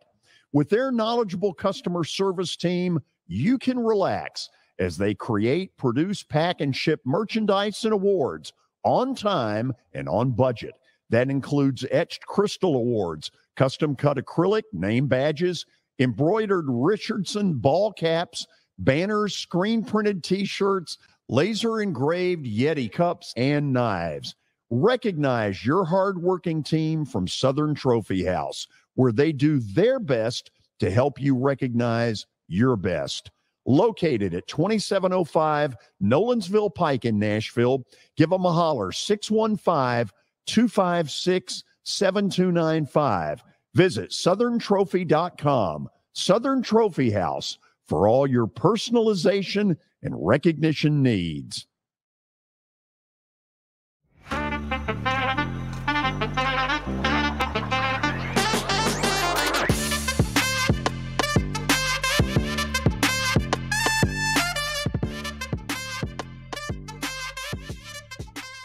The races in the wild card stuff is absolutely insane. So let's take a look at, we'll start with the National League on the left. The 3-6 matchup will end up playing the Dodgers, it would appear. The Dodgers right now are the 2 seed.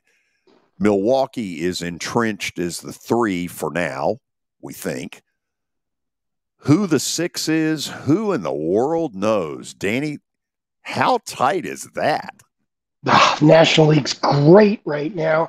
There's a game this afternoon that'll really settle one of the arguments. Is San Francisco still alive? They're playing the Diamondbacks. Yep. If the Diamondbacks should beat them, I think San Francisco's playing out the string the rest of the way.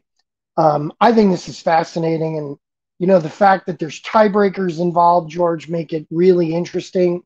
You know, you take a look at the Cubs, you take a look at Miami, you take a look at Cincinnati.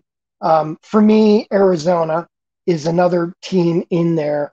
I think it's really complicated. In these last 10 days, Arizona and San Francisco play, you know, good schedules.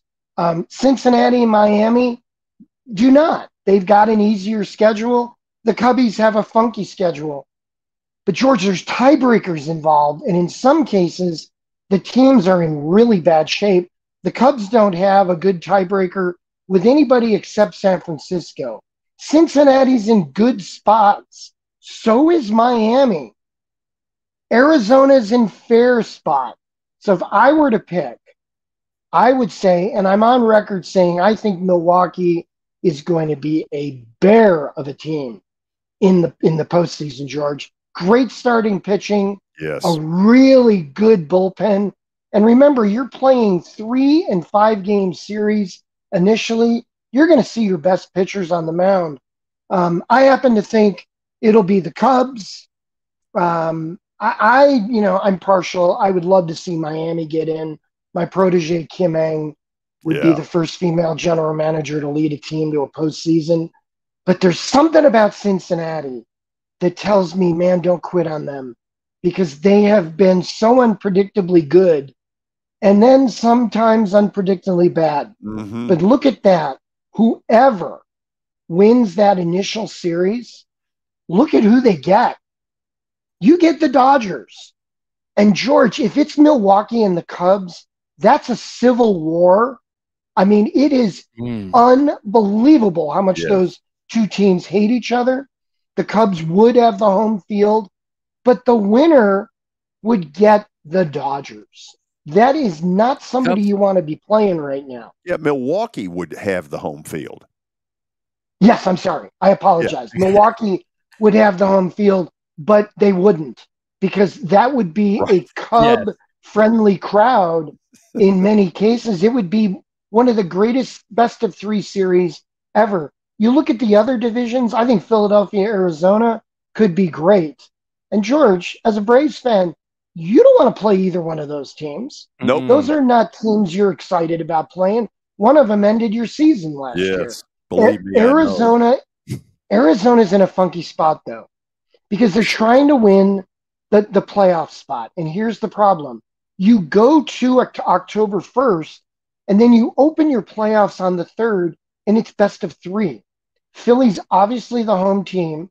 If Arizona's the 5, Arizona would use their 2 best starters likely to try to get in that weekend. And all of a sudden, Kelly's not available, and either is their other starter. Zach Gallen's a tough thing for them. You go on the other side, everybody looks by Minnesota, but Minnesota's got great pitching. Seattle, Texas, you know what? Toronto. It could be a couple of really good clubs playing for the end. I still like the Mariners. If the Mariners get in, you're not going to want to play them. I like Texas over Toronto in the last part, but look who you get. And this is the way it's supposed to be. You get the Astros, who are always in the LCS, who are battle tested. But for the Twins, they suddenly don't have to get by the Yankees, which they've been doing and having trouble with for years. Tampa Bay, Toronto, George, they played each other 13 times already. I mean, that's going to be an absolute great series if it occurs. But would you want to play the Orioles? But think about it.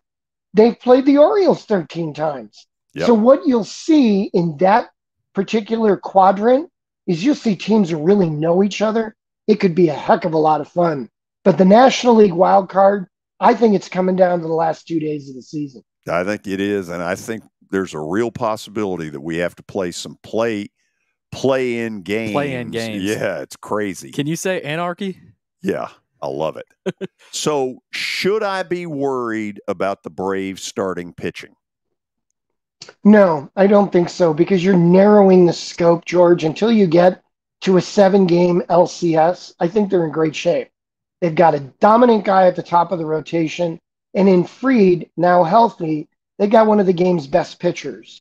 Charlie Morton, absolutely rock solid in this second half. And I think when you're playing a best-of-5 series, George, your starting pitching depth is not as important. One of the realities of the game that I have come to grips with is you have 2 different races. You have the race to get in and the race to win the last game of the season. They're entirely different when it comes to rosters, when it comes to focus, when it comes to depth. You'll never see a 5th starter. You'll never see a long man in a 7-game series. but you got to get to the 7-game series. Yes. And that's why I think the Braves are okay, at least in the best of 5 LDS. And George, there's a big advantage, and I'm glad they did this in Major League Baseball. When you're one of the top 2 teams in your league, you get the bye and you get to reset. And when they start playing, I think it's on the 7th, you've got your rotation completely set. You're rested. You're in a great place. And that is a big advantage going into a 5-game series when the other team has tried to win to get in and then had a 3-game series where they had to win 2 out of 3 to just get to the next round they're playing you. Those teams are at a decided disadvantage, as well they should be. When you win over 100 games, you should have an advantage. I think it's one of the great things that baseball has done is really make it lopsided for the better clubs, and I think it's in the best interest of the game. Last thing. Other than the 4-game series at Chavez Ravine against the Dodgers, the Braves have not played under any pressure whatsoever for months. Does that hurt them? It hurts you a little bit, George. I was part of a couple of teams that kind of coasted in, and then suddenly, everything gets a little louder. Clubhouse gets a little tighter. It's all about routine, George. Routine is the nemesis of playoff teams. Clubs who have not been in the postseason get swarmed. They get overwhelmed by the pregame routine being as upset as it is. Instead of having 25 media people, you have 250. And your pregame routine is suddenly different. For teams who haven't been in the postseason, I'd say Baltimore. I think Baltimore would have a lot of trouble this year early because all of a sudden you've got this horde inside your clubhouse and on the field. Until you experience that, it's absolutely overwhelming and it's jarring to your pregame. But with the Braves, with the Dodgers, with the Astros, been there, done it. They know exactly what it looks like. I think the Braves will do a really good job with really good leadership, getting themselves ready. And George, let's face it, they have business to finish. They thought they should have been in the World Series last year. They and the Dodgers both thought that they were going to be the National League representatives, and they both have a score to settle in the National League this year. You're going to have no lack of focus and no lack of motivation in the National League's postseason.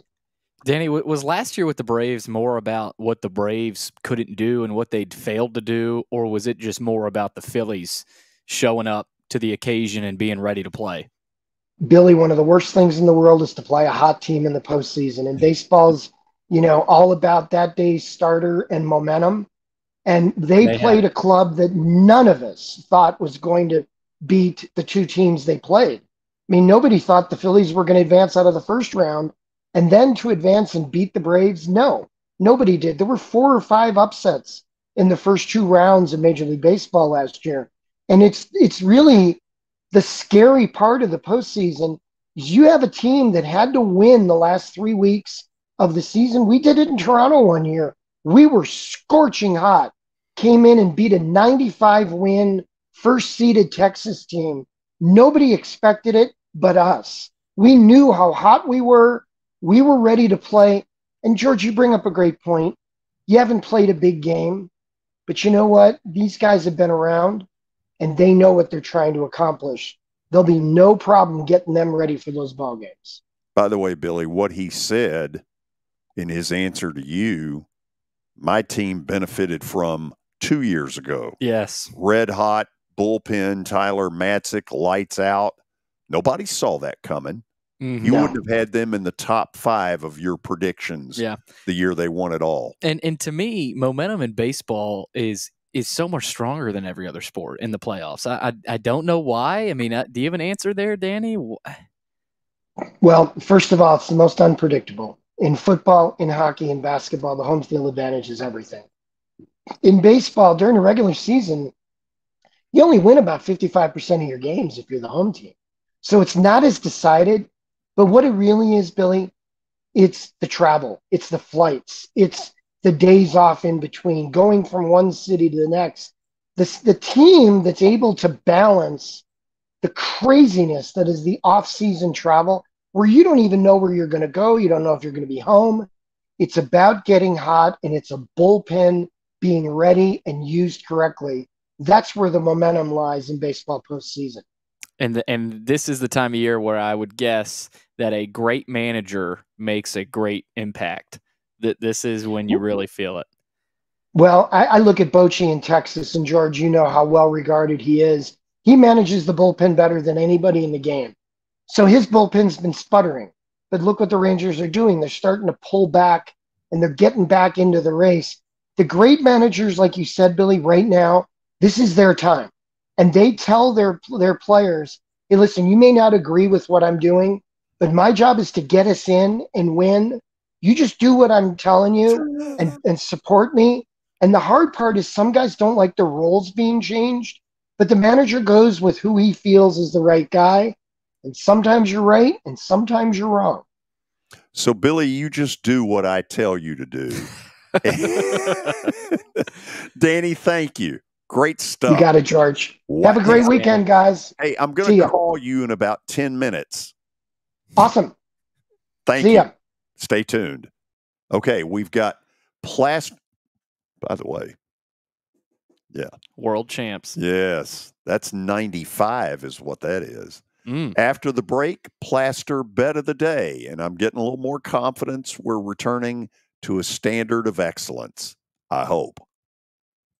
You know, starting to save for your future doesn't have to be difficult. Let Wilson Bank and Trust help tone up your financial goals this year. Our certificates of deposits or CDs can help your money work harder with our competitive rates, earning you more than ever before. WBT checking options allow you to earn rewards you can really use, like a high interest rate or cash back on check card purchases when you meet some e-banking qualifications. Visit your closest Wilson Bank and Trust office or online at wilsonbank.com to get started today. Member FDIC. Family owned and operated for more than 2 decades, Alaco Fine Wood Floors is Nashville and Middle Tennessee's choice for premium quality hardwood floors.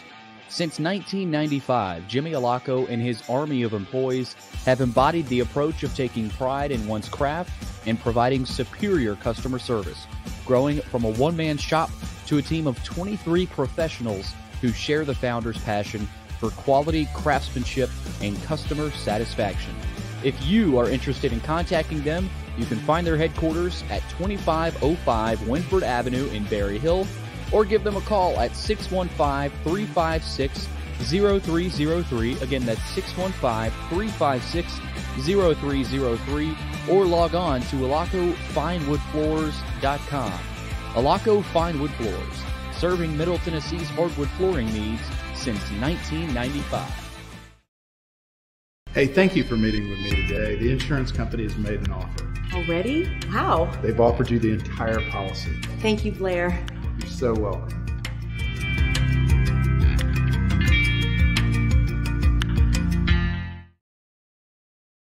Convenience and value, 2 words that we expect when we do business. Our goal at JHA Company is to deliver just that, both to our school partners and to our customers. Whether you're purchasing photos, yearbooks, class jewelry, letter jackets, school spirit wear, or senior graduation products, we strive to make the experience easy, convenient, and cost-effective. Find out more at jhacompany.com or call 615-867-6345 for more information. JHA, one source, one company. Star Physical Therapy was established in 1997 with one great mission: to serve.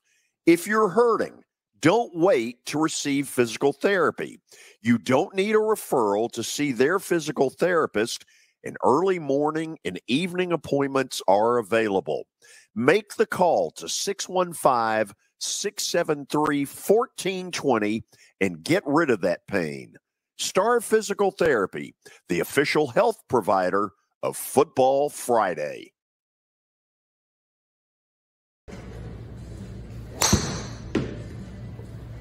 So who said I can't be a golfer? Well, you know what? This is X Golf, located just down the road from the Fordyce Center in Bellevue. This is fun. It'll improve your golf game, and you need to stop in and check it out. 8138 Sawyer Brown Road, and who knows, I may get to 200 before it's all over. Here's my buddy Sam Moran to tell you about a basketball event that's coming just around the corner that you need to attend. Thank you, George. Stars Basketball Club will be having our nightly fundraising dinner on Tuesday, October 3rd at Brentwood Baptist Church. That's at 7777 Concord Road in Brentwood, Tennessee. We look forward to hosting Coach Jimmy Dykes with ESPN and SEC Network basketball college analyst, as well as Miss Betty Wiseman from Belmont University with other college coaches in attendance. You can go and find out more at starsbasketballclub.com. And we look forward to seeing you Tuesday, October 3rd at 5:30 in Brentwood, Tennessee. Order your tickets. I'll be there, and I hope you will be as well. All right, I'm here with my buddy Chip Ward from Lincoln Home Loans. And Chip, it's football season, and it's also, it feels like it's moving season every time of the year, especially here in Nashville. Tell us about your business, Chip, and kind of introduce people to who you are and what you do here in the Nashville area. Well, you're exactly right, Billy. It is definitely moving season, as it is most times, especially right here after Labor Day. Kids are back in school, and people are starting to think they want to get settled in before the holidays. And so what we are doing is right now we are getting a lot of people pre-approved for home loans. Inventory has ticked up a little bit. You know, it has been down, but it's rebounding a little bit. And right now is a good time to buy. Chip, real quick before I let you go, tell people how they can reach you. And if someone is interested in your business, how would they reach out to you? Well, sure. At Lincoln Home Loans, you can reach me at 615-500-7579. My URL for my application page is chipward.net, and my email address is simply chip@chipward.net. And so I'd love to hear from anybody. I can answer any questions about the whole home buying and financing process.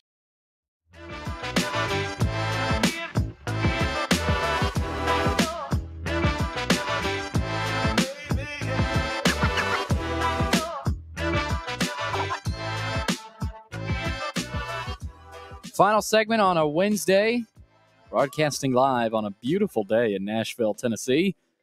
It's time for Plaster's Bet of the Day, brought to you by Bart Durham Injury Law. Let's see what happened last night. Win for the Diamondbacks. So the D-backs got back on track for George. It's been a 2-0 week so far, so see if you can keep this train rolling. It's about to be 3-0. Let's check out where we're going tonight. The old Cubbies are on a roll at home. That's a big number to be laying. Go but Cubs, you know go. What? The Cubs have something to play for, and the Pirates do not. No, they don't. It's that simple. They've been bad. Cubbies, I think, are going to get in. I really do. It's a tight race. Oh, man, is it tight. It's going to be fun. Okay, earlier today, we made the announcement about our next sports speaker series. Let's go to the graphic and tell you that it is none other than former Titans coach Jeff Fisher.